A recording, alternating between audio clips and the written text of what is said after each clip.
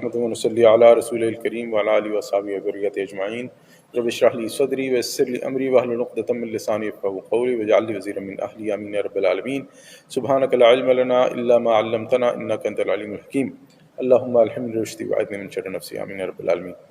الحمدللہ ہم لوگ سورہ آل عمران کا مطالعہ کر رہے ہیں۔ آج ہم لوگ آیہ نمبر 168 سے شروع کریں گے۔ تو اللہ تعالیٰ فرماتا ہے اعوذ باللہ من الشیطان الرجیم الذین قالوا لاخوانہم، اور وہ لوگ ہیں جنہوں نے کہا اپنے بھائیوں سے وقعدوا لو اطاعونا، وقعدوا اور وہ بیٹھے رہے، لو اطاعونا ما قتلوا، کہ اگر وہ جو شہید ہو گئے تھے، یہ جنگ احد کے آیات کا سلسلہ چل رہا ہے جیسے ہم پہلے بھی بات کر رہے تھے، تو اسی ضمن میں اللہ تعالیٰ ذکر فرما رہا ہے ان لوگوں کا جو چھوڑ کے چلے گئے تھے یا ان لوگوں کا جو نہیں گئے تھے، اور پھر اب اللہ تعالیٰ ذکر فرما رہا ہے ان لوگوں کا جو دوسروں کے بارے میں باتیں کرتے تھے کہ جو شہید ہو گئے تھے، جن کی موت آ گئی تھی، ان کے بارے میں کہتے تھے۔ کیا کہتے تھے؟ اللہ تعالیٰ فرما رہا ہے کہ وہ لوگ جو خود تو بیٹھے رہے اور اپنے شہید ہونے والے بھائیوں کی نسبت کہا کہ اگر وہ بھی ہمارے ساتھ آگے ہوتے تو قتل نہ ہوتے۔ قل، تو اب اللہ تعالیٰ فرما رہا ہے کہ نبی صلی اللہ علیہ وسلم ان سے کہیے، کیا کہیے؟ فدرؤوا عن انفسکم الموت ان کنتم صادقین، اگر تم سچے ہو، یعنی جو تم بات کر رہے ہو ان کے بارے میں کہ وہ نہ مرتے، تو اگر تم سچے ہو تو ٹھیک ہے، پھر جب تم پر بھی موت وارد آنی ہے تو اپنی جانوں سے موت کو ہٹا کر دکھا دو۔ کیا موت سے بچ سکتے ہو؟ موت کو ٹال سکتے ہو؟ اگر اپنے گھروں میں بیٹھے رہو گے تو موت نہیں آئے گی، ایسا بالکل نہیں ہونے والا۔ ولا تحسبن الذین قتلوا فی سبیل اللہ امواتا، اور ہرگز نہ سمجھ جائیں ان لوگوں کو جو اللہ کی راہ میں قتل ہو جائیں کہ وہ مردہ ہیں۔ دیکھیں یہاں پر ایک چیز ہمارے لیے سمجھنی بڑی ضروری ہے اس معاملے میں۔ اللہ تعالیٰ جہاں پر بھی زندگی کا تقابل فرماتے ہیں، اس زندگی کا آخرت کی زندگی سے، ہمیں یہ سمجھنا ہوگا کہ ہم لوگ عموماً، کیونکہ ہمارے پاس زندگی کا تصور اسی زندگی کا ہے، اسی دنیا کا ہے، یہی ہمیں یاد ہے، لیکن ہمارے اندر ایک روح بھی موجود ہے۔ ہماری جب یہ زندگی ختم ہوتی ہے تو بیسیکلی ہماری یہ زندگی منتقل ہو جاتی ہے ایک دوسری زندگی میں، جو عالم برزخ کی۔ تو اب اللہ تعالیٰ جب یہ فرما رہے ہیں کہ جو اللہ تعالیٰ کی راہ میں قتل ہو جائیں آپ انہیں مردہ نہ سمجھو، تو یہ ایک اسپیشل کانٹیکسٹ میں ہے۔ وہ اللہ تعالیٰ کے پاس زندہ ہیں، کیسے ہیں ہمیں اس کا شعور اور ادراک نہیں ہے۔ نبی صلی اللہ علیہ وسلم کی حدیث سے آگے بات آئے گی تو میں اس میں وہ بھی بیان کروں گا۔ یہ عالم برزخ کی زندگی ہے، اس کے بارے میں ہمیں اتنا ہی پتہ ہے جتنا اللہ اور اس کے رسول صلی اللہ علیہ وسلم نے ہمیں بتا دیا ہے۔ جیسے اللہ تعالیٰ نے اس سے پہلے سورہ بقرہ میں ہم نے پڑھا تھا کہ اللہ تعالیٰ نے اس سے پہلے ہی فرمایا تھا کہ جو اللہ تعالیٰ کی راہ میں جنہیں موت آ جائے، جو شہید ہو جائیں، تو وہ زندہ ہیں لیکن تمہیں اس کا شعور نہیں ہے۔ وَلَٰكِن لَا تَشْعُرُونَ، تم اس کے بارے میں شعور نہیں رکھتے۔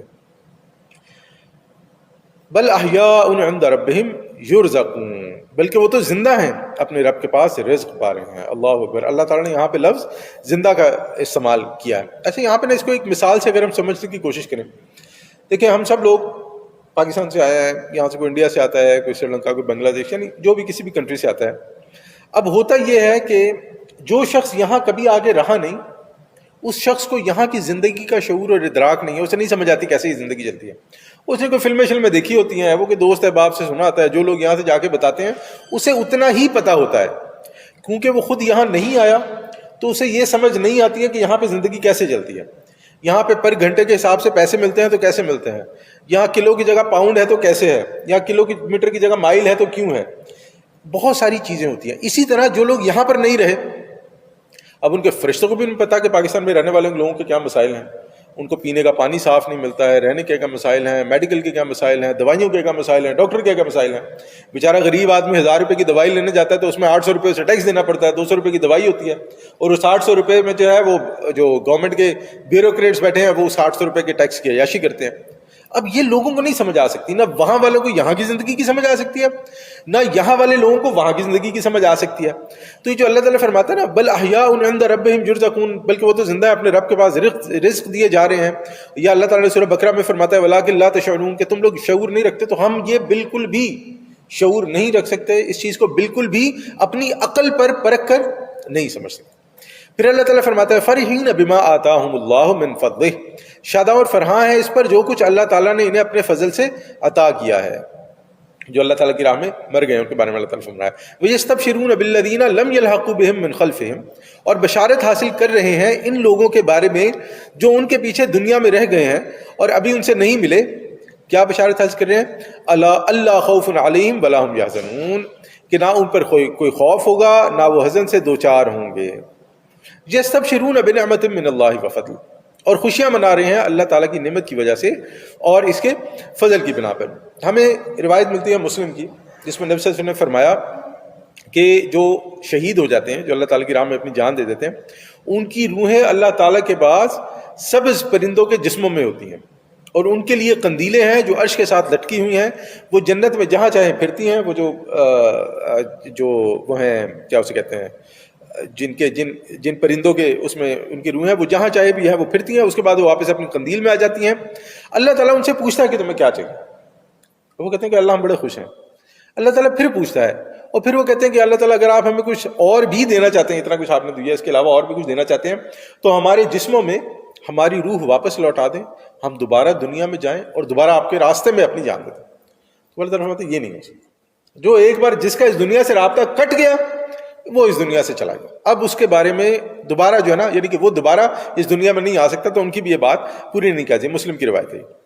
پھر اللہ تعالیٰ فرماتا ہے یستبشرون بنعمت من اللہ وفضل، اور خوشیاں منا رہے ہیں اللہ تعالیٰ کی نعمت کی وجہ سے اور اس کے فضل کی بنا پر، وَأَنَّ اللَّهَ لَا يُضِيعُ أَجْرَ الْمُؤْمِنِينَ، اور اس بات پر کہ اللہ تعالیٰ اہل ایمان کے اجر کو ضائع نہیں کرتا۔ دیکھیں یہاں پر ایک اور بات آپ نے ایک چیز نوٹ کی ہو کہ اللہ تعالیٰ جب بھی اجر کی بات کرتا ہے، اللہ تعالیٰ جب بھی کسی عمل کے قبول ہونے کی بات کرتا ہے، اللہ تعالیٰ جب بھی خوشخبری دینے کی بات، تو اللہ تعالیٰ ایمان کا ذکر ضرور فرماتے ہیں۔ اللہ تعالیٰ لازم کہتے ہیں کہ یا ایھا الذین آمنوا، یا جو مؤمنین ہیں یا جو ایمان لانے والے ہیں۔ اس کی وجہ یہ ہے کہ ہمیں یہ چیز یاد رکھنی چاہیے آج کی دنیا میں اس کی اہمیت، کہ اللہ تعالیٰ کے پاس جس چیز کی سب سے زیادہ قدر ہے ایک انسان کی، وہ ایمان ہے۔ کسی شخص کا ایمان گیا، اس کا باقی سب کچھ ملٹی پلائی بائی زیرو ہو گیا۔ وہ انسان اپنی دنیا میں، اپنی زندگی میں پوری دنیا کے لیے نیکیاں کرتا رہے، اللہ تعالیٰ کو نہیں چاہیے۔ اللہ تعالیٰ کسی کی نیکیوں کا بھوکا نہیں، اللہ تعالیٰ کسی کی عبادات کا بھوکا نہیں ہے، نعوذ باللہ۔ اللہ تعالیٰ کو ضرورت نہیں ہے، ہماری ضرورت ہے۔ جب تک ہم صحیح پروٹوکال، پراپر پروٹوکال فالو نہیں کریں گے، جو اللہ تعالیٰ کی بتائی ہوئی ہدایات ہیں اس کے مطابق نہیں چلیں گے، جس طرح اللہ اور اس کے رسول کا حکم ہے ایمان لانے کا، ویسا ایمان نہیں لائیں گے، ہم اس دنیا میں کچھ بھی کر لیں، اللہ تعالیٰ کو ہماری ضرورت ہے۔ تو یہاں پر جو اللہ تعالیٰ فرما رہے تھے، اللہ اہل ایمان کے اجر کو اللہ تعالیٰ ضائع نہیں کرتا، نہ دنیا میں ضائع کرتا ہے نہ آخرت میں ضائع کرتا ہے۔ اور اگر ہم اپنی زندگی میں اور اپنے ارد گرد بھی دیکھیں نا، تو ہمیں ایسی کئی مثالیں مل جائیں گی کہ جہاں پر ایک انسان نے نیکی کی اور اس کے 20 سال بعد اس کا سمجھ میں آیا کہ اللہ تعالیٰ نے اس کے 20 سال بعد اس کا بدلہ دیا، اور پتہ نہیں کتنی بار ملٹی پلائی کر کے۔ اسی طرح اگر کسی انسان نے کوئی خباثت کی، کوئی غلط کام کیا، اس کا اجر بھی جو ہے نا دنیا میں اللہ تعالیٰ دکھا دیتا ہے، اور آخرت میں جو جوتے پڑتے ہیں وہ علیحدہ ہے۔ اچھا، اب جو آگے آیات آ رہی ہیں ان کے بارے میں دو قسم کی روایات آتی ہیں۔ اب جنگ احد کے بعد ہوا یہ کہ جب معاملہ ہو گیا اور کفار واپس چلے گئے، تو نبی صلی اللہ علیہ وسلم بھی واپس آ گئے۔ جب شہداء وغیرہ کی تدفین ہو گئی تو اب نبی صلی اللہ علیہ وسلم کو خیال آیا کہ کفار کو یہ تو پتہ لگ گیا تھا کہ ہم کمزور ہو گئے ہیں، ہمارے 70 لوگ بھی مارے گئے ہیں اور وہ واپس بھی چلے گئے۔ اب ان کے ذہن میں یہ خیال نہ آئے دوبارہ کہ ہم واپس جائیں، اور کیونکہ مسلمان کمزور ہیں تو اب ہم بالکل ان کو جو ہے نا ختم کر کے آئیں۔ تو نبی صلی اللہ علیہ وسلم نے دوبارہ اعلان کیا کہ وہ لوگ جو ہمارے ساتھ احد میں چلے تھے، دوبارہ تیاری کرو، ہم لوگ واپس جا رہے ہیں۔ اب اس کے باوجود کہ اس وقت چور چور ہو چکے تھے ان کے جسم جو ہے نا وہ زخموں سے بھی اور تھکاوٹ سے بھی، لیکن جب نبی صلی اللہ علیہ وسلم کی صدا آئی، نبی صلی اللہ علیہ وسلم کی پکار سنی، وہ دوبارہ تیار ہو گئے۔ تو نبی صلی اللہ علیہ وسلم نے ان کو لے کر دوبارہ حمراء الاسد ایک جگہ ہے وہاں تک سفر کیا، اور جو مدینہ سے تقریباً 8 میل کے فاصلے پر۔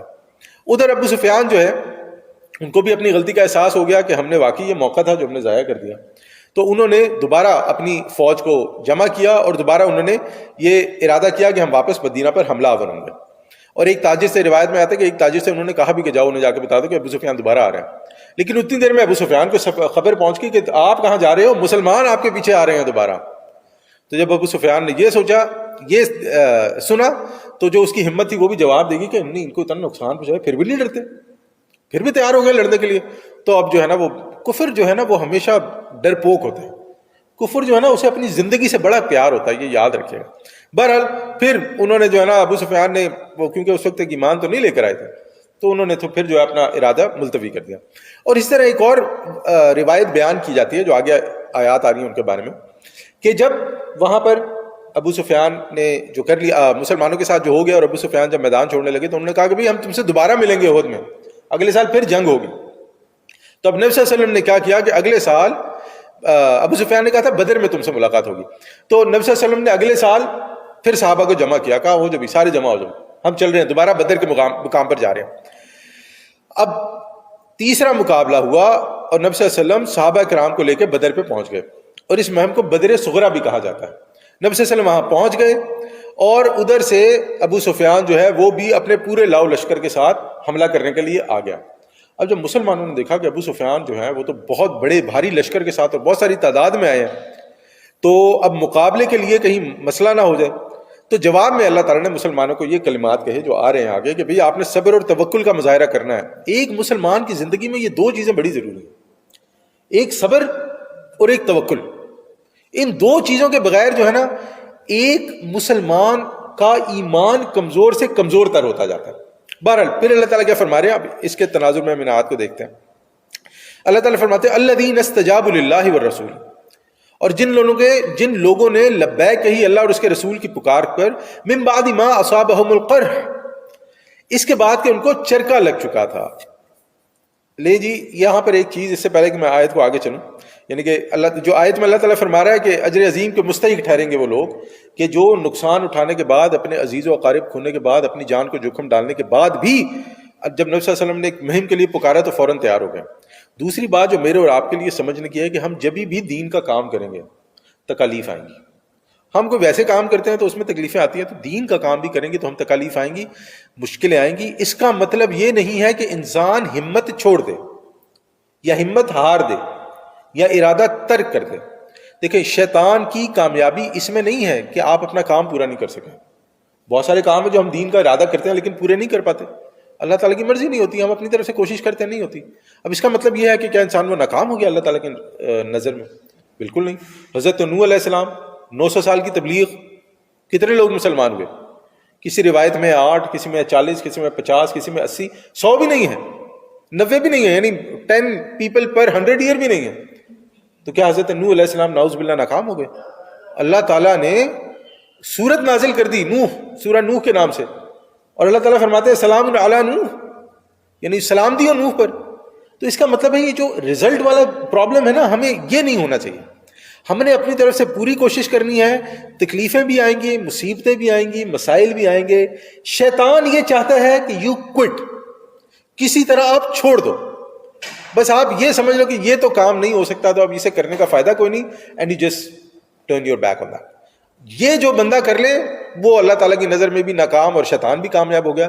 لیکن جو بندہ کرتا رہتا ہے لیکن پھر بھی پورا نہیں ہوتا، پھر کرتا ہے، پھر 10 بار کرتا ہے، 10 بار پورا نہیں ہوتا، اللہ تعالیٰ 10 بار اس کے لیے وہ کام کرنے کا اجر لکھ دیتے ہیں، اجر اسے پورا ملتا ہے۔ جب انسان نیت کرتا ہے کہ میں نے کرنا ہے، اجر لکھ دیا، کوشش کرتا ہے، اجر بڑھتا جاتا ہے۔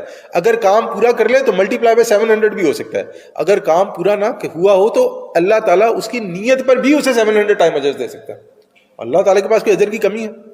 تو بات ہم پھر وہی کہیں گے کہ جب ہمیں دین کے کام میں، دین کے راستے میں، دین کا کوئی معاملہ حل کرتے ہوئے تکلیف ہو، لوگ ایذا پہنچائیں، فضول باتیں کریں، دل نہیں چھوڑنا، کام نہیں چھوڑنا۔ للذین احسنوا منہم واتقوا اجر عظیم، ان میں سے جو بھی محسنین اور متقین ہیں ان کے لیے بہت بڑا اجر ہے۔ اللہ اکبر، بہت بڑا اجر ہے۔ اللہ تعالیٰ فرما رہے ہیں بہت بڑا اجر ہے۔ یہاں پر ہمیں ایک چیز کا اور اندازہ لگانا چاہیے کہ ہمیں جو یہ دین مل گیا ہے، ہمیں جو اللہ کا قرآن مل گیا ہے، ہمیں جو دین کے احکامات ہم تک پہنچ گئے ہیں، اس کے لیے کتنے لوگوں کی قربانیاں ہیں۔ رسول اللہ صلی اللہ علیہ وسلم کی زندگی دیکھیں کہ نبی صلی اللہ علیہ وسلم نے کیا کیا نہیں کیا اس دین کے لیے۔ 313 تھے، پتہ نہیں تھا کتنے بچیں گے کہ بھی نہیں بچیں گے۔ احد کا مقام آیا، اپنی زندگی میں لوگوں نے کیا کیا نہیں کہا، کسی نے پاگل، کسی نے شاعر، مجنون، فلانا ڈمانا، کون سی باتیں جو نہیں کی، لیکن نبی صلی اللہ علیہ وسلم اپنی باتوں، اپنے جو کام تھے ان کی باتوں کی پرواہ کیے بغیر اپنے کام پر چلتے رہے۔ یہ ہمارے لیے سنت ہے دین کی، کہ جب ہم نے دین کا کام کرنا ہے تو ہم نے لوگوں کی باتوں کی پرواہ نہیں کرنی۔ تکلیف بھی ہوگی، مشکلیں بھی آئیں گی، لوگ ہر قسم کی، جسے کہتے ہیں نا، وہ ہر قسم کا رویہ اختیار کر سکتے ہیں، لیکن ہم نے گیو اپ نہیں کرنا۔ پھر اللہ تعالیٰ فرماتے ہیں الذین، وہ لوگ، قال لهم الناس ان الناس قد جمعوا لكم فاخشوهم، وہ لوگ ہیں جن سے لوگوں نے کہا کہ تمہارے خلاف بڑی فوجیں جمع ہو گئی ہیں، پس ان سے ڈرو۔ یہ دیکھیں لوگ کن کو کہہ رہے ہیں؟ یہ صحابہ کرام کو کہہ رہے ہیں۔ یعنی کہ وہ لوگ جو نبی صلی اللہ علیہ وسلم کے ساتھ نکلے تھے، ان کو لوگ جو نہیں نکلے وہ یہ کہہ رہے ہیں کہ دیکھو اتنی بڑی بڑی فوجیں آ گئی ہیں، تم لوگ کا دماغ خراب ہے، تم لوگ کہاں مرنے کے لیے جا رہے ہو. فزادہم ایمانا، تو اس بات نے ان کے ایمان میں اور زیادہ اضافہ کر دیا، صحابہ کے ایمان میں اور زیادہ اضافہ کر دیا. اور سوچیں کہ آج کے دور میں ایسے جاہل لوگ بھی ہیں جو ان صحابہ کے بارے میں مغلظات بکتے ہیں، فضول باتیں کرتے ہیں ان صحابہ کے بارے میں، جن کے بارے میں اللہ تعالیٰ فرما رہا ہے کہ اللہ تعالیٰ نے ان کا ایمان ضائع کر دیا، اللہ تعالیٰ ان کے ایمان کی گواہی دے رہا ہے. وقالو، اور انہوں نے کیا کہا، وقالو انہوں نے کہا حسبنا اللہ ونعم الوکیل، اللہ ہمارے لیے کافی ہے اور وہی بہترین کارساز ہے. اللہ اکبر. دیکھیں اس سے نا ہمارے لیے ایک بات اور سمجھ میں آئی. ایک تو یہ کہ توکل کل کا کل اللہ پہ ہونا چاہیے، انسان اپنی طرف سے پوری کوشش کرے، وسائل اختیار کرے، اللہ تعالیٰ سے دعا کرے، جو اس کے پاس ہے وہ کرے، لیکن توکل اللہ پہ ہونا چاہیے کہ یا اللہ یہ سب کرنے کے بعد بھی میرا ایمان یہ ہے کہ آپ یہ کام کرنے والے. دوسری چیز ہمیں یہ سمجھ میں آتی ہے ان ساری آیات سے، اور اس سے پہلے بھی ہم جن آیات سے گزرے، کہ دیکھیں ہمارا دین جو ہے نا وہ ڈرائنگ روم میں بیٹھ کے قرآن کھول کر اور اس پہ فلسفے کی بحثیں کرنے کے لیے نہیں آیا.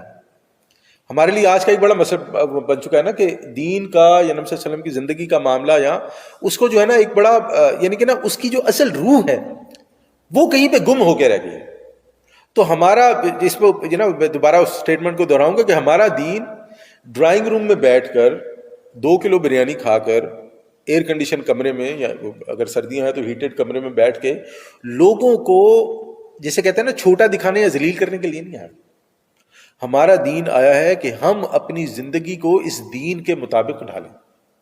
اور میں ایک چیز اور آپ کو اپنے تجربے سے بیان کروں گا، ہمارے استاد محترم بھی بیان کرتے تھے کہ اگر کسی شخص نے یہ سمجھنا ہے کہ دین کے رستے میں اللہ کے رسول صلی اللہ علیہ وسلم اور صحابہ کو کیا مشکلیں آئیں تو وہ دین کی تبلیغ اور کا کام شروع کر دے، وہ نکلے لوگوں میں دین کی تبلیغ کا کام شروع کر دے اور اپنی زندگی کو دین کے مطابق ڈھالنا شروع کر دے. پھر دیکھیں لوگ آپ کو وہ باتیں یاد دلائیں گے کہ جو آپ کے فرشتوں کو بھی نہیں یاد ہوں گی. لوگ آپ کو وہ تانے ماریں گے کہ آپ کے نا جسے کہتے ہیں نا آپ کے 14 طبق روشن ہو جائیں گے کہ میں نے تو ایسا سوچا ہی نہیں تھا، صرف اس لیے کہ آپ نے یہ ارادہ کیا ہے کہ آپ دین پہ چلیں گے اور آپ نے یہ ارادہ کیا ہے کہ آپ لوگوں کو دین کی طرف بلائیں گے.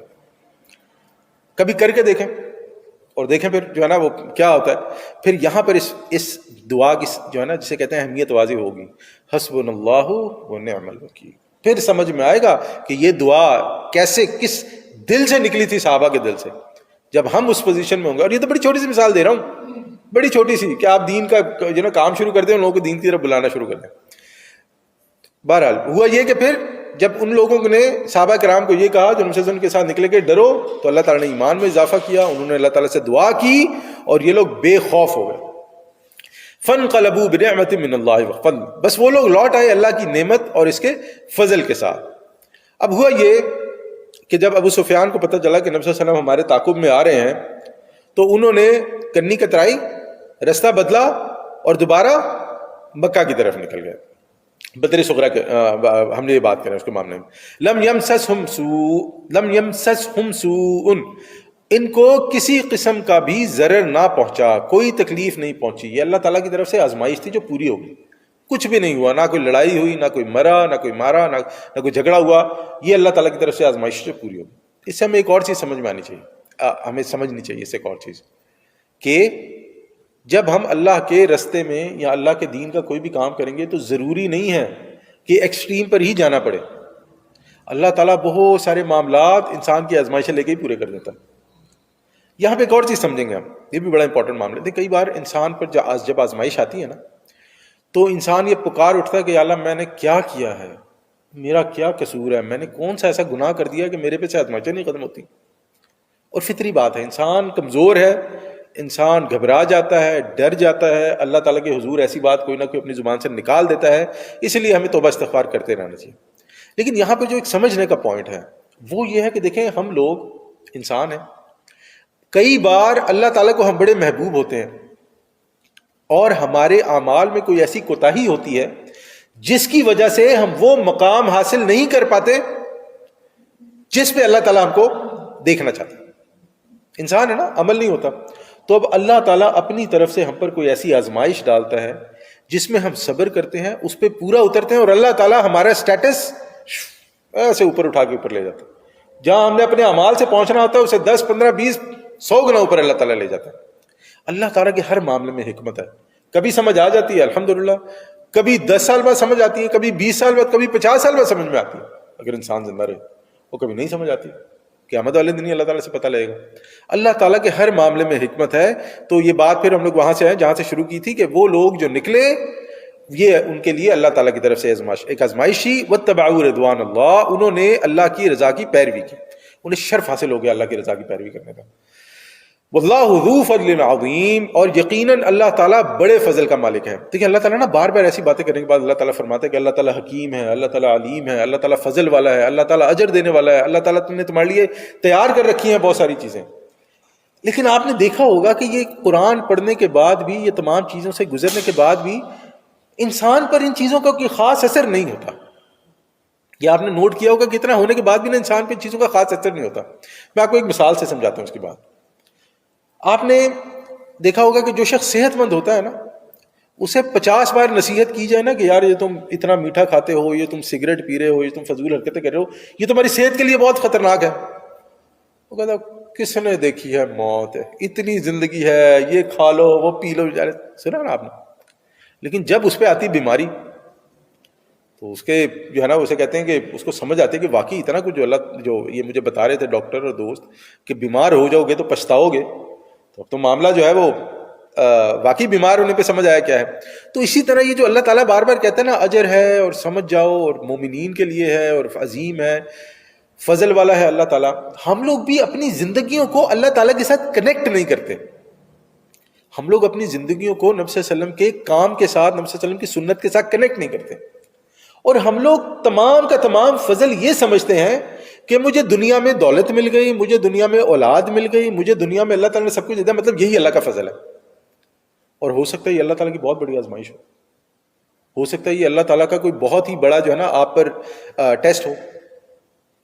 تو اللہ تعالیٰ کا فضل اصل میں وہ ہے جس کی وجہ سے انسان اللہ تعالیٰ کی طرف لوٹا ہے دنیا میں، اور آخرت میں جو اللہ تعالیٰ نے دینا وہ تو ہے ہی. انما ذالکم الشیطان یخوف اولیاءہ، تو یہ شیطان ہے جو تمہیں ڈراتا ہے اپنے ساتھیوں سے. اللہ اکبر. اللہ تعالیٰ نے کیا لفظ استعمال کیا ہے؟ یخوف، ڈراتا ہے تمہیں. اولیاءہ، اللہ تعالیٰ نے اولیاء کا لفظ استعمال کیا. اولی ہم کہتے ہیں نا ولی، دوست، اپنے دوستوں سے تمہیں ڈراتا ہے. شیطان ہمارے اوپر زبردستی نہیں کر سکتا. یعنی یہ نہیں ہو سکتا کہ شیطان، میں مسجد جا رہا ہوں تو شیطان جو ہے نا میرا ہاتھ پکڑ کے ایسے مجھے پکڑ لے کہ میں تمہیں مسجد نہیں جانے دوں. شیطان یہ نہیں کر سکتا. شیطان کیا کرے گا؟ شیطان وسوسے ڈالے گا. دیکھو تم نماز پڑھنے جا رہے ہو، تمہارا آدھا گھنٹہ لگ جائے گا، تمہارا فلانا کام پڑا ہوا تم کر سکتے ہو، تمہارا ڈھمانا کام پڑا ہوا تم کر سکتے ہو. دیکھو اب تم نے جمعے کے لیے 2 گھنٹے کی چھٹی لینی ہے، ورکنگ ڈے ہے، تم سوچ لو تمہاری پہلے بھی اتنی چھٹیاں ہوئی ہیں، تمہارے سے یہ نقصان ہو جائے گا. شیطان انسان کو اس قسم کے وسوسے ڈال کے اس کو ان چیزوں سے ڈراتا ہے جن میں اگر کا عنصر پایا جاتا ہے. اگر یہ کرو گے، مگر یہ کرو گے، اگر یہ ہو جائے گا، مگر یہ ہو جائے گا. یا دوسرا کیا ہے؟ اور دوسری بات یہ ہے کہ ان چیزوں کا اثر، یعنی اس ڈرانے کا اثر انہی پر ہوتا ہے جو اللہ سے نہیں ڈرتے، یا جو شیطان سے ڈرتے ہیں. ہم اس پہ کریں، یعنی شیطان کے وسوسوں کا اثر ان پر ہوتا ہے جو اللہ کے اولیاء نہیں ہوتے بلکہ شیطان کے اولیاء ہوتے ہیں. تو ہم لوگوں کو ہر وقت یہ کوشش کرتے رہنے چاہیے کہ ہم لوگ اپنی زندگی میں وہ کام کریں جس کے ذریعے سے اللہ تعالیٰ کا قرب حاصل ہو جائے. فلا تخافوہم وخافونی، تو تم ان سے نہ ڈرو، مجھ سے ڈرو. ان کنتم مؤمنین، اگر تم مومن صادق ہو، اگر تم سچے مومن ہو تو تم اللہ تعالیٰ سے ڈرو، یعنی مجھ سے ڈرو، ان سے نہ ڈرو. دیکھیں یہاں پہ ایک اور چیز سمجھ آئی کہ اللہ تعالیٰ کا تقویٰ وہی شخص اختیار کر سکتا ہے جو مومن ہوگا. پھر ایمان، جو ایمان والا ہوگا صرف وہی سمجھے گا کہ میرا رب مجھ سے کیا چاہتا ہے، اور میں اپنی زندگی میں کوئی ایسا عمل نہ کروں جس کی وجہ سے میرا رب مجھ سے ناراض ہو جائے. یہ ہے تقویٰ اصل میں، یہ اللہ تعالیٰ ہم سے چاہتا ہے. وَلَا يَحْزُنكَ الَّذِينَ يُسَارِعُونَ فِي الْكُفْرِ، تو نبی صلی اللہ علیہ وسلم یہ لوگ آپ کے لیے باعث غم نہ بنے جو کفر کے معاملے میں اس قدر بھاگ دوڑ کر رہے ہیں. جب نبی صلی اللہ علیہ وسلم مکہ سے ہجرت کر کے مدینہ آئے تو مدینہ میں ظاہری بات ہے منافقین بھی تھے اور 3 یہود کے قبیلے بھی پائے جاتے تھے. بنو قریظہ، بنو قینقاع اور بنو نذیر۔ اب ہوتا یہ تھا کہ وہ لوگ مشرکین کے ساتھ مل کے مسلمانوں کے خلاف سازشیں گھڑتے رہتے تھے، اور اندر ہی اندر باتیں ہوتی رہتی تھیں کہ تم یوں کر دو ہم یوں کر دیں گے، تم ایسے کر لو گے تو ہم ایسے کر دیں گے، یہاں سے یہ ہو جائے گا تو یہ ہو جائے گا، جن سے کہتے ہیں ڈپلومیٹک ایکٹیویٹی۔ تو اب اللہ تعالیٰ نبی صلی اللہ علیہ وسلم کو اور اہل ایمان کو یہ اطمینان دلا رہا ہے کہ یہ تو اپنی اس قسم کی حرکتیں کرتے رہیں گے، لیکن اس کی وجہ سے آپ رنجیدہ نہ ہوں۔ ان کے یہ جتنے معاملات ہیں یہ اللہ تعالیٰ جانتا ہے ان کے بارے میں، اور اللہ تعالیٰ آپ کو متنبع کرتے رہے گا جب اللہ تعالیٰ چاہے گا۔ انہم لن یضروا اللہ شیئا، وہ اللہ کو ہرگز نقصان نہیں پہنچا سکیں گے۔ اللہ اکبر، دیکھیں یہاں بڑا ہی لطیف نقطہ ہے سمجھنے والا۔ اب اللہ تعالیٰ کہہ رہے ہیں کہ نبی صلی اللہ علیہ وسلم آپ جو ہے اس معاملے میں غم نہ کریں، باعث غم نہ ہو آپ کے لیے معاملہ، بھاگ دوڑ وہ کر رہے ہیں، اور اللہ تعالیٰ کہہ رہے ہیں کہ نقصان یہ اللہ کا کچھ نہیں کر سکیں گے۔ نبی صلی اللہ علیہ وسلم کو اللہ تعالیٰ نے نہیں کہا کہ آپ کا نقصان، اللہ کہا اللہ کا نقصان نہیں کچھ کر سکیں گے۔ تو ہمیں یہ چیز سمجھنی چاہیے کہ جو اس وقت کے کفار مکہ تھے یا یہود تھے یا جو اور نبی صلی اللہ علیہ وسلم کے ماننے والے نہیں تھے، ان کی اصل دشمنی کس سے تھی؟ ان کی دشمنی رسول اللہ صلی اللہ علیہ وسلم سے ڈائریکٹ بنتی نہیں تھی، ان کی دشمنی تھی اصل میں اللہ تعالیٰ کے ساتھ۔ وہ اللہ تعالیٰ کو نعوذ باللہ نیچا دکھانے کے لیے نبی صلی اللہ علیہ وسلم پہ تان کستے تھے، نبی صلی اللہ علیہ وسلم کو نیچا دکھانے کی کوشش کرتے تھے، وہ اللہ کے دین کو گھٹیا ثابت کرنے کے لیے نعوذ باللہ نبی صلی اللہ علیہ وسلم پر باتیں کرتے تھے۔ اگر آپ سوچیں تو وہ یہی کہتے تھے نا کہ ہم لوگ ہیں، یہود جو کہتے تھے کہ ہم ہیں اولاد انبیاء کی اولادیں، ہماری رگوں میں انبیاء کا خون دوڑا ہے، اور یہ ایک رسول جو ہے عرب میں سے آ گیا، یہ کہاں سے نبی بن گیا؟ نبی تو ہمیں ہونا چاہیے۔ اب یہ غصہ کس پہ ہے؟ نبی پر ہے۔ نبی پہ تو غصہ بننے کی تو بنتی نہیں ہے۔ تو یہ غصہ تھا انہیں اللہ تعالیٰ پر کہ یہ اللہ تعالیٰ نے ہمارے ساتھ کیا کیا۔ اور ہم پڑھے ہیں پہلے کہ اس میں سورہ بقرہ میں کہ وہ جبریل علیہ السلام کو گالیاں دیتے تھے، تو اللہ تعالیٰ نے آیت اتاری کہ جو جبریل کا دشمن ہے وہ میرا دشمن ہے۔ تو پھر وہی بات ہم وہاں پہ آئیں گے کہ یہ اللہ تعالیٰ فرماتا ہے انہم بے شک وہ لن یضر اللہ شیئا، ہرگز نہیں، لن یعنی ہرگز نہیں، یضر نقصان اللہ کو پہنچا سکتے، شیئا کچھ بھی، یرید اللہ اللہ یجعل لہم حظا فی الآخرہ۔ اب اللہ تعالیٰ فرماتا ہے کہ یہ جو اللہ تعالیٰ نے ڈھیل دی ہوئی ہے نا، اللہ چاہتا ہے کہ یرید اللہ چاہتا ہے اللہ یجعل لہم حظا فی الآخرہ، ان کے لیے آخرت میں کوئی حصہ نہ ہو، آخرت ان کی برباد ہو جائے۔ تو یہاں پہ ایک اور چیز ہم یہ کہہ سکتے ہیں کہ یہ کہ اللہ چاہتا ہے، یعنی کہ اللہ تعالیٰ نعوذ باللہ ظالم ہے کہ اللہ تعالیٰ چاہتا ہے کہ ان کی آخرت برباد ہو۔ تو ہمیں یہاں پہ یہ سمجھنا پڑے گا کہ جو شخص جس چیز کے لیے کوشش کرتا ہے اللہ تعالیٰ اسے وہ دے دیتا ہے۔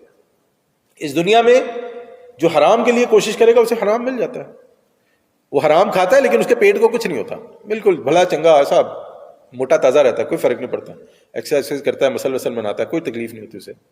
لیکن اللہ تعالیٰ یہ ڈھیل دیتا ہے، سب کو دیتا ہے۔ اللہ تعالیٰ نے یہاں پہ بیان کر دیا اس لیے کہ آخرت میں کوئی ان کا حصہ نہ رہے۔ بھئی ایک شخص کی اگر آخرت پرائیورٹی ہی نہیں ہے، اس کا گول ہی نہیں ہے، تو وہ اس کے لیے کام ہی نہیں کر رہا، تو اللہ تعالیٰ نے کسی پہ زور زبردستی نہیں رکھی، ایسا ہے تو پھر ایسا ہی ہے۔ وَلَهُمْ عَذَابٌ عَظِيمٌ، یہ ان کے لیے تو بڑا عذاب ہے، آخرت میں کوئی حصہ نہیں ہے، مطلب بڑا عذاب ہے۔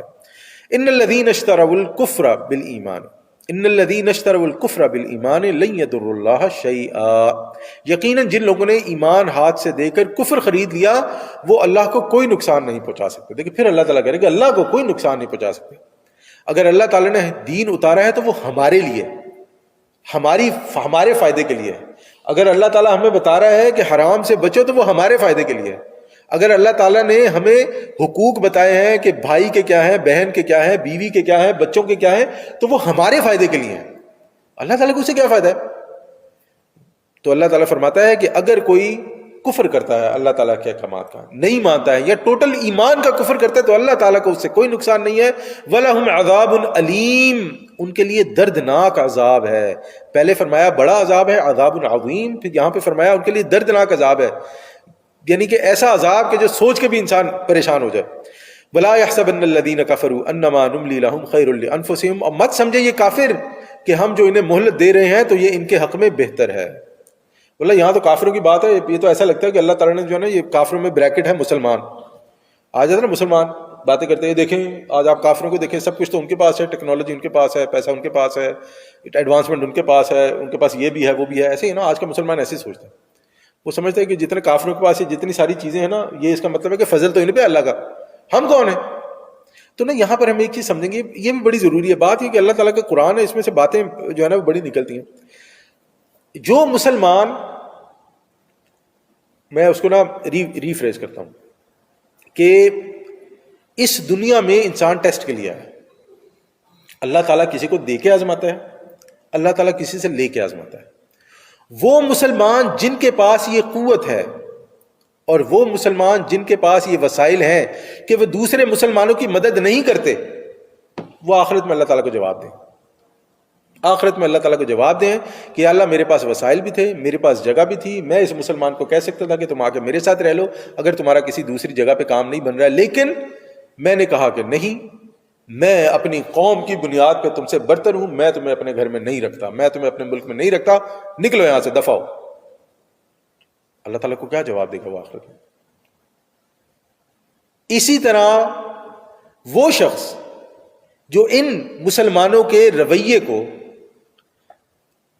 اگزامپل بنا کے کفار کی برتری بیان کرتا ہے، تو ایک جسے کہتے ہیں نا ایک لیول میں یہ بات صحیح ہے، ایک لیول میں یہ بات صحیح ہے، لیکن ہمیں یہ سمجھنا چاہیے کہ ہمارے لیے اگزامپل صرف وہ مسلمان نہیں ہیں، ہمارے لیے اگزامپل صرف وہ کنٹریز نہیں ہیں، ہمارے لیے اگزامپل جب ہم نے دین کو پرکھنا ہے، جب ہم نے اللہ تعالیٰ کے دین سے اگزامپل دینی ہے، تو ہمارے لیے اگزامپل ہوں گے رسول اللہ صلی اللہ علیہ وسلم، اور ہمارے لیے اگزامپل ہوگا قرآن۔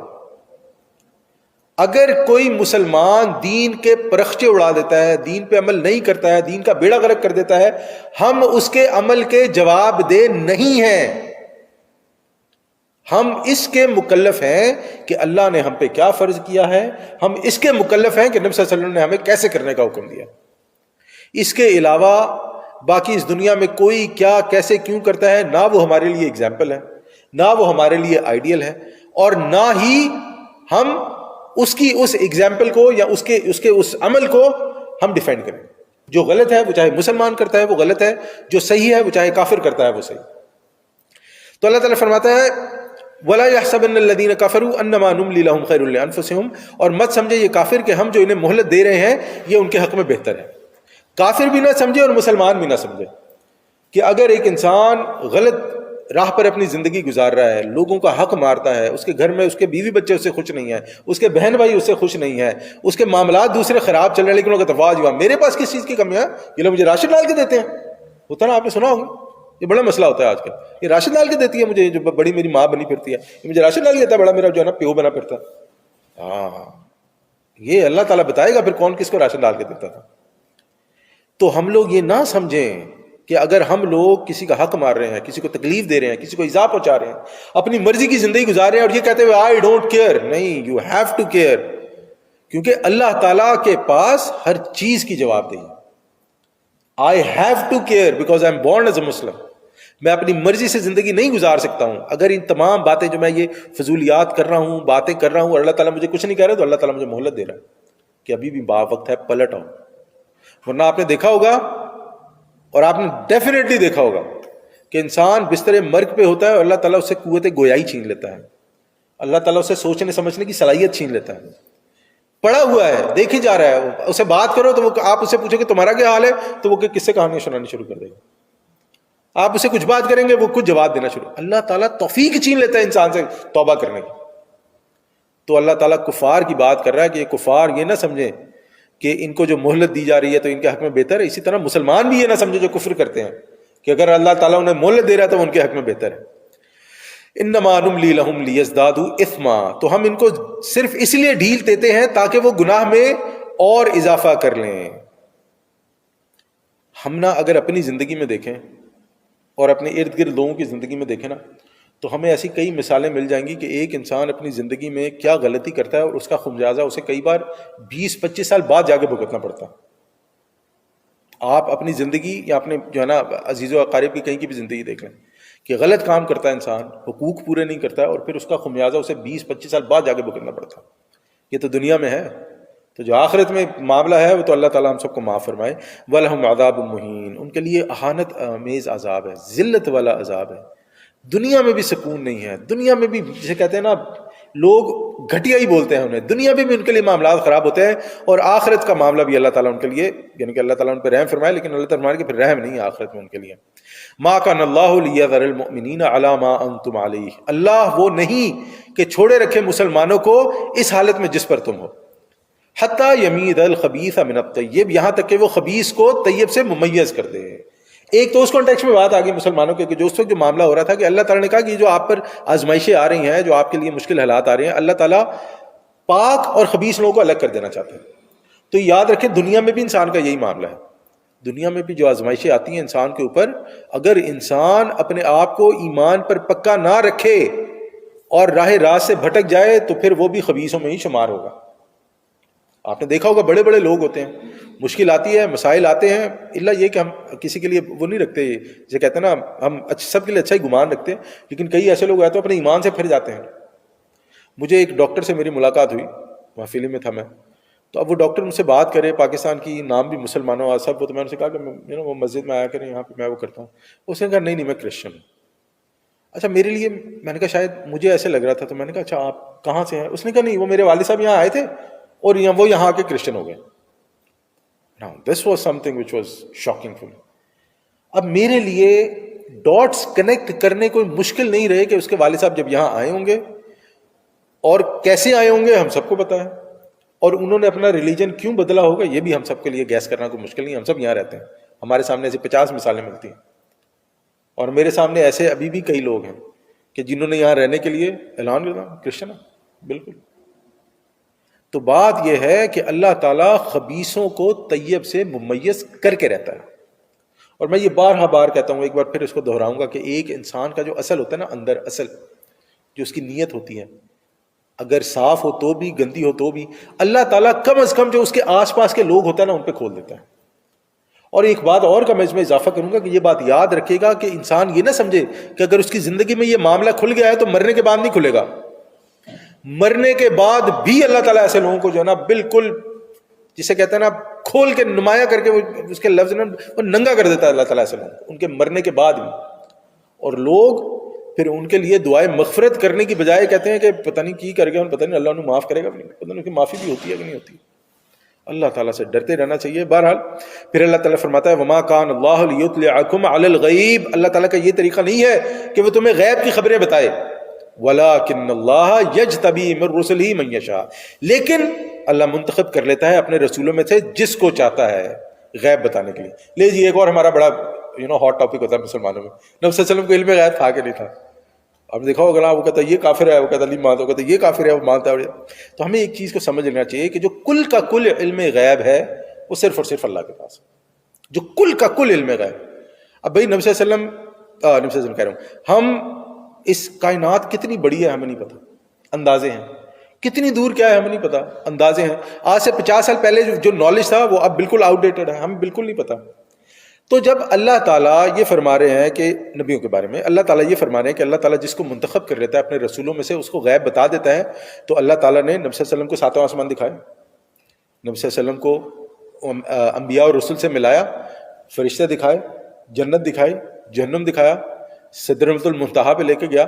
میرا آپ کے لیے تو غیب ہے نا، ہم نہیں جانتے اس کی اصل حقیقت کیا ہے، ہم وہی جانتے ہیں جو اللہ کے رسول نے بیان کر دیا، جو اللہ تعالیٰ نے ہمیں بتا دیا۔ تو ہمیں یہ بات سمجھ لینی چاہیے کہ غیب کے حالات از خود نبی کو معلوم نہیں ہوتے، اللہ تعالیٰ جتنا چاہتا ہے نبی کو بتا دیتا ہے، اور یہ سب نبیوں کے ساتھ ہے۔ اور ہم یہ ایسا لگتا ہے پڑھنے کے بعد، یہ دیکھنے کے بعد ایسا لگتا ہے کہ گویا نبی صلی اللہ علیہ وسلم کو سب سے زیادہ پتا تھا، کیونکہ نبی صلی اللہ علیہ وسلم کے ساتھ جو معاملات ہوئے ہیں وہ ہمیں اور کسی نبی کی زندگی میں نہیں ملتے۔ فآمنوا باللہ ورسولہ، بس ایمان پختہ رکھو اللہ پر اور اس کے رسولوں پر۔ پھر اللہ تعالیٰ فرمایا ایمان نہ خراب ہو، ایمان پختہ رکھو۔ وَإِن تُؤْمِنُوا وَتَتَّقُوا فَلَكُمْ أَجْرٌ عَظِيمٌ، یہاں پہ 2 شرطیں بیان کر دی اللہ تعالیٰ نے۔ وَإِن تُؤْمِنُوا، اور اگر تم ایمان لاؤ گے یا ایمان میں ثابت قدم رہو گے، وَتَتَّقُوا، اور تقوی اختیار کرو گے، تقوی پر کاربند رہو گے، فَلَكُمْ أَجْرٌ عَظِيمٌ، تو تمہارے لیے بہت بڑا اجر ہے۔ ایک مسلمان کی زندگی ان 2 چیزوں میں گزرتی ہے۔ کس چیز میں؟ ایمان، انسان اپنے ایمان پر ہے۔ دیکھیں ایمان انسان کا گھٹتا بھی ہے، بڑھتا بھی ہے، لیکن اتنا نہ گھٹے کہ کفر پہ چلا جائے۔ وہ جو لائن ہے نا اس سے نیچے نہیں جانا چاہیے، وہ جو ایک لائن ہوتی ہے نا، انسان اس سے نیچے گیا تو کافر، اس سے اوپر اوپر رہتا ہے تو وہ بڑھتا بھی ہے، زیادہ بھی ہوتا ہے، کم بھی ہوتا ہے، زیادہ بھی ہوتا ہے، انسان ہے، ان سے غلطیاں بھی ہوتی ہیں، غلطی ہوتی ہے مطلب کم ہوتا ہے، نماز پڑھنے جاتا ہے مطلب زیادہ ہوتا ہے۔ دوسرا، انسان یہ سوچتا رہے کہ میں اس دنیا میں آیا ہی اس لیے ہوں کہ میں نے یہاں سے واپس جانا، میں نے اس دنیا میں اپنی زندگی ویسے گزارنی ہے جیسے میرے رب کا حکم ہے۔ اور میں آپ کو بتاؤں، یہ ہمارے لیے جو ہے نا عموماً یہ کہا جاتا ہے کہ مولویوں نے زندگی بڑی عذاب کر دی ہے، بڑی مشکل کر دی ہے، بل یہ بڑا کہا جاتا ہے، ہم لوگ ایک بات چیز ایک بڑا سمپل سا اصول یاد رکھیں، میں نے پہلے بھی جیسے کہا تھا، دین کے معاملے میں، دین عبادات کے معاملے میں سب کچھ حرام ہے سوائے اس کے جو اللہ یا اس کے رسول سے ثابت ہوتا ہے، ہم نے وہ عبادت کرنی ہے۔ دنیا کے معاملے میں سب کچھ جائز ہے، سب کچھ حلال ہے سوائے اس کے جس کی ہمیں ممانعت ملی۔ اگر میں چاہتا ہوں کہ میں جا کے یورپ گھوم کے آؤں تو کیا بری بات ہے؟ بالکل بری بات نہیں ہے، کوئی نہیں کہتا حرام ہے کہ مول صاحب شرم کرو اس عمر میں تم جاؤ گے، بالکل کوئی شرم کرنے والی بات نہیں ہے۔ اللہ تعالیٰ نے جو ہے اس کہیں پہ یہ نہیں فرمایا کہ حرام ہے کہ تم جو ہے نا دنیا میں گھومو پھرو نہیں، یا اگر میں اسی طرح کہوں کہ میں نے جو ہے نا وہ کرکٹ کھیلنی ہے، بالکل حرام نہیں ہے، لمٹس ہے نا، میں لمٹس کے اندر کی بات کر رہا ہوں۔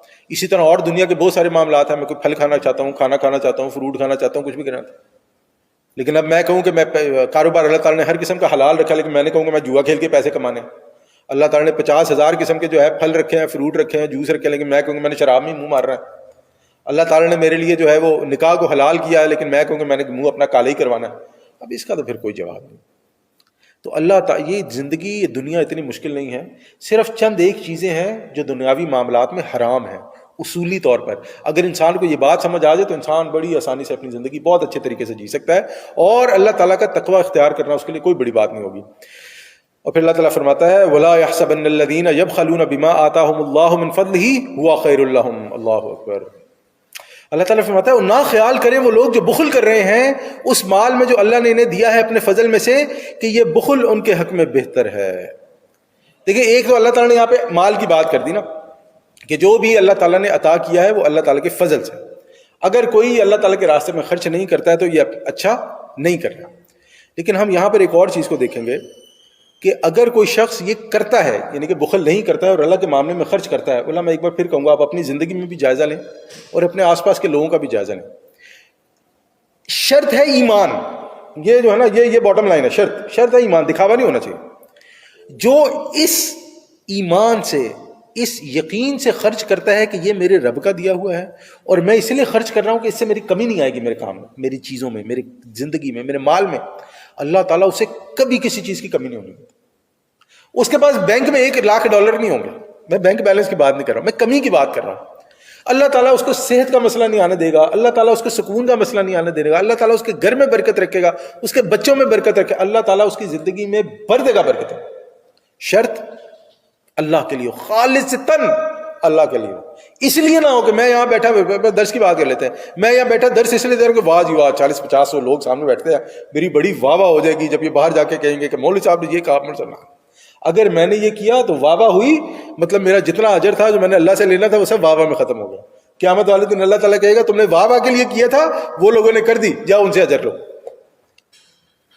معاملہ ختم، اور سکون نہیں ملے گا۔ پھر میرا کیا ہوگا؟ یعنی میں اپنی مثال اس لیے دے رہا ہوں کہ وہ ایزی ہے۔ میرا کیا ہوگا؟ میں وہ دیکھو میں لائک کر رہا ہوں، کتنے لائک ملے، کتنے جو ہے نا اس کے وہ پلیز ہوئے، کتنے وہ ہو گئے، مجھے کتنے لوگوں نے پسند کیا، مجھے میری ساری جو ہے نا اسے کہتے ہیں فکر جو ہے نا وہ قرآن سیکھنے سکھانے کے بجائے اس پہ چلی جائے گی کہ جو میں براڈ کاسٹ کر رہا ہوں اس کا کیا حال ہو رہا ہے، مجھے کتنے لائکس مل رہے ہیں۔ اور آپ دیکھیں کہ جب میں اس لیے کہہ رہا ہوں کہ جب انسان کی نیت خراب ہوئی، معاملہ اللہ سے ہٹ کے دوسروں پر گیا، بس پھر ہر قسم کی فکر اسے لاحق ہے۔ بل هو شر لهم، یہ ان کے حق میں، بلکہ یہ ان کے حق میں بہت برا ہے اگر وہ اللہ تعالیٰ کے راستے میں بخل کرتے ہیں، اپنا اللہ تعالیٰ کے راستے میں نہیں دیتے ہیں۔ سَيُطَوَّقُونَ مَا بَخِلُوا بِهِ يَوْمَ الْقِيَامَةِ، اسی مال کے طوق بنا کر ان کی گردنوں میں پہنائے جائیں گے جس میں انہوں نے بخل کیا تھا قیامت کے دن۔ اور پھر آگے اللہ تعالیٰ کیا فرما رہا ہے؟ وَلِلَّهِ مِيرَاثُ السَّمَاوَاتِ وَالْأَرْضِ، اور آسمانوں اور زمین کی وراثت بالآخر اللہ ہی کے لیے ہے۔ ہم کیا سمجھتے ہیں ہمارے پاس کیا ہے کیا، میری اوقات کیا ہے؟ اللہ تعالیٰ اگر مجھ سے صرف یہ قوت چھین لینا کہ میں اپنی آنکھیں جھپکا نہیں سکتا، میں کہوں گا کہ مجھ سے سب کچھ لے لو، مجھے واپس کر دو کہ میرے اندر یہ قوت آ جائے آنکھیں کھولنے بند کرنے کی۔ اللہ تعالیٰ میری لنگس کی کیپیسٹی مجھ سے لے لے، اللہ تعالیٰ یہ انگلیاں ہلانے کی، یہ ناخن، یہ ناخن انسان کا ٹیڑھا ہو کے اندر چلا جائے، پاؤں ہوگا تو انسان کی رات کی نیندیں حرام ہوئی ہوتی ہے۔ اوقات کیا ہے انسان کی؟ تو اللہ تعالیٰ کہتا ہے وَلِلَّهِ مِيرَاثُ السَّمَاوَاتِ وَالْأَرْضِ، وہ رب ہے جس پہ ایمان لانے کی اللہ بار بار بات کرتا ہے کہ وہ زمین اور آسمان جو کچھ ہے اس پوری کائنات میں وہ اللہ تعالیٰ کی ہے، اس کے لیے کرنا ہے تم نے، تم اس کے معاملے میں بخل کرتے ہو۔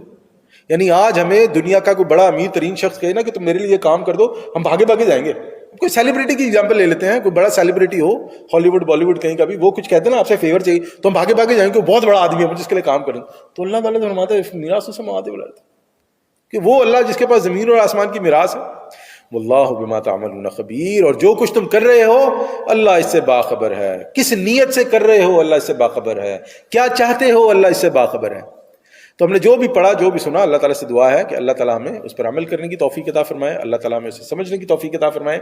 اس میں جو بھی اچھی باتیں تھیں وہ اللہ تعالیٰ کی طرف سے تھی، اس میں اگر کوئی غلطی کوتاہی تھی تو میری کمزوری کی وجہ سے تھی، اللہ تعالیٰ مجھے معاف فرمائے۔ ہم اللہ تعالیٰ سے دعا کرتے ہیں کہ اللہ تعالیٰ ہمارے لیے اس قرآن کو ہماری زندگی کا نور بنا دے، اللہ تعالیٰ ہمارے لیے اس قرآن کو ہمارا امام بنا دے، اللہ تعالیٰ ہمیں نبی صلی اللہ علیہ وسلم کی سنتوں پہ چلنے والا بنا دے، نبی صلی اللہ علیہ وسلم کی سنتوں پہ عمل کرنے والا بنا دے، اللہ تعالیٰ ہمیں دین سیکھنے والا بنا دے، سکھانے والا بنا دے، دین سمجھنے والا بنا دے، سمجھانے والا بنا دے۔ اللہ تعالیٰ ہمیں بھی، ہمارے بچوں کو بھی اور ہماری آل اولاد کو بھی انشاءاللہ اپنے دین کی خدمت کے لیے چن لے۔ اور اللہ تعالیٰ اس کے علاوہ جو بھی ہمارے بہن بھائی دوست احباب کسی بھی مشکل کا شکار ہیں، اللہ تعالیٰ ان کی مشکلیں دور فرمائے، جو بیمار ہیں اللہ تعالیٰ ان کی بیماریوں کو تبدیل کر دے شفا میں، اللہ تعالیٰ جن کے بچوں کا مسئلہ ہے، جن کے پیسوں کا مسئلہ ہے یا جن کا اور بھی کوئی مسئلہ ہے، اللہ تعالیٰ ان سب کے مسائل حل فرمائے انشاءاللہ۔ اسی طرح ہمارے وہ دوست احباب بڑے جو فوت ہو گئے ہیں، اللہ تعالیٰ ان کی مغفرت فرمائے، اللہ تعالیٰ ان کی تمام غلطیاں کوتاہیاں گناہ معاف فرمائے، ان کی نیکیوں کو قبول فرمائے، ان کی قبر کو جنت الفردوس کے ٹکڑوں میں سے ایک ٹکڑا بنا دے انشاءاللہ، جنت کی کیاریوں میں سے کیاریاں بنا دے، آخرت میں ان کے معاملات آسان فرمائے، ان کو اپنے عرش کے سائے تلے جگہ دے، اور انشاءاللہ اللہ تعالیٰ انہیں جنت الفردوس میں جگہ عطا فرمائے۔ اور ہم یہ جانتے ہیں کہ اللہ تعالیٰ چاہے پوری جتنی بھی دنیا ہے نا، حضرت آدم سے لے کے آخر تک، اللہ تعالیٰ اگر ان سب کو بھی جنت میں جگہ دے دینا تو میری آپ کی جگہ کم نہیں ہونے والی، اس لیے دل کھول کے ان کے لیے جنت مانگا کریں۔ تو اللہ تعالیٰ ان سب کو جنت الفردوس میں جگہ عطا فرمائے، اور انشاءاللہ ہمیں بھی۔ وصلی اللہ تعالیٰ علی خیر خلقہ اجمعین برحمتک یا ارحم الراحمین، وآخر دعوانا ان الحمد للہ رب العالمین۔